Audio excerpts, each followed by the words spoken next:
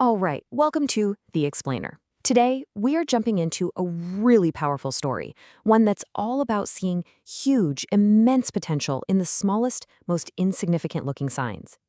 It's a story about how a real breakthrough often starts not with a big explosion, but with a tiny whisper.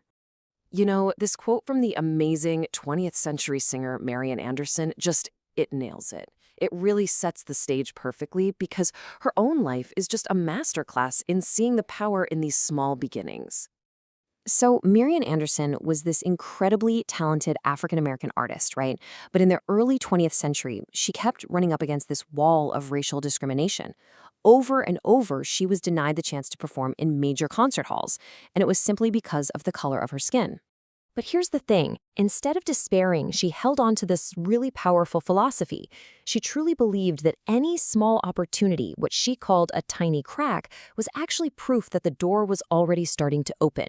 And that faith, that perspective, eventually led her to an absolutely historic breakthrough when she became the first African American to sing at a presidential inauguration.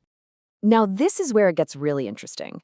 This modern idea of a tiny crack of hope, well, it has this incredible echo in a much, much older and way more dramatic story. A story about a prophet, a kingdom on the brink, and a cloud that was literally no bigger than a man's hand. So let's go way back in time to ancient Israel. I want you to picture this. The whole kingdom is suffering under this catastrophic drought. For 3.5 years, no rain. The land is just bone dry. And right at the center of this whole crisis is a prophet named Elijah. The ruler, King Ahab, sees Elijah and immediately points the finger, blaming him for the entire disaster. But Elijah, he doesn't even flinch. He just fires right back, saying the real troublemaker isn't him, it's the king, for abandoning his faith and leading the people to worship a false god named Baal. So, to prove who holds the real power, Elijah proposes this dramatic, high-stakes showdown on top of Mount Carmel. And get this, it's going to be him, one guy, against all 850 prophets of Baal. The odds? They look absolutely impossible. For hours and hours, the 850 prophets are just going for it. They're chanting, they're dancing, they're begging their God for a sign. They work themselves into a total frenzy. But nothing. Absolutely nothing happens. Their altar stays cold. Then, as the sun is starting to set, it's Elijah's turn. Elijah doesn't just, start praying. He's very deliberate. He methodically prepares the stage. He rebuilds this old, forgotten altar. He digs the trench around it.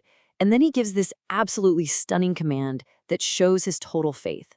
He tells them to pour precious, precious water all over everything. Now, you have to really think about this for a second. In a nation absolutely crippled by a 3.5-year drought, water was more valuable than gold.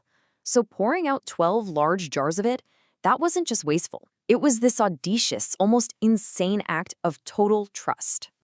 And the second Elijah prays, the impossible happens. Fire falls from heaven with this unbelievable force. And it doesn't just burn the offering, it completely consumes the wood, the stone altar itself, the dirt underneath it, and it even licks up and vaporizes every last drop of water in that trench.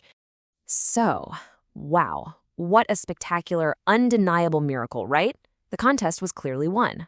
But was that the end of the story? I mean, did this incredible display actually solve the people's real problem? No. And this is the crucial point.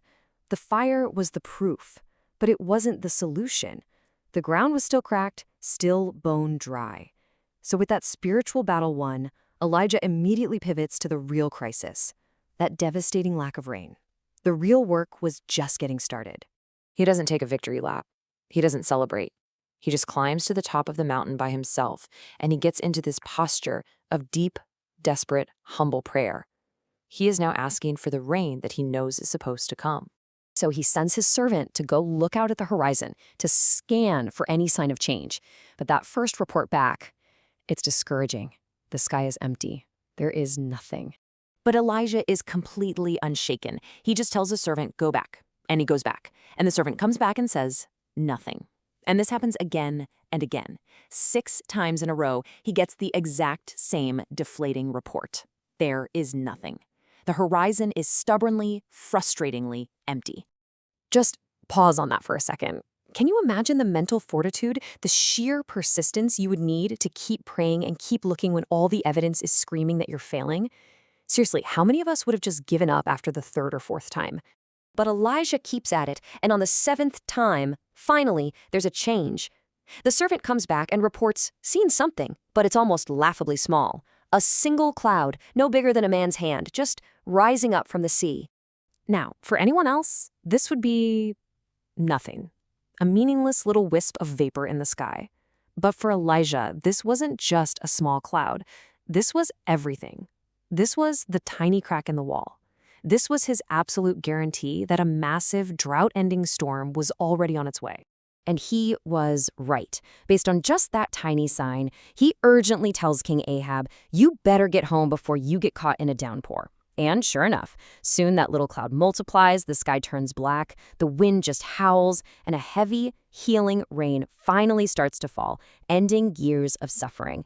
So what's the thread here? What's the thing that connects Marian Anderson's cracked wall to Elijah's tiny cloud? Well, the lesson is pretty profound.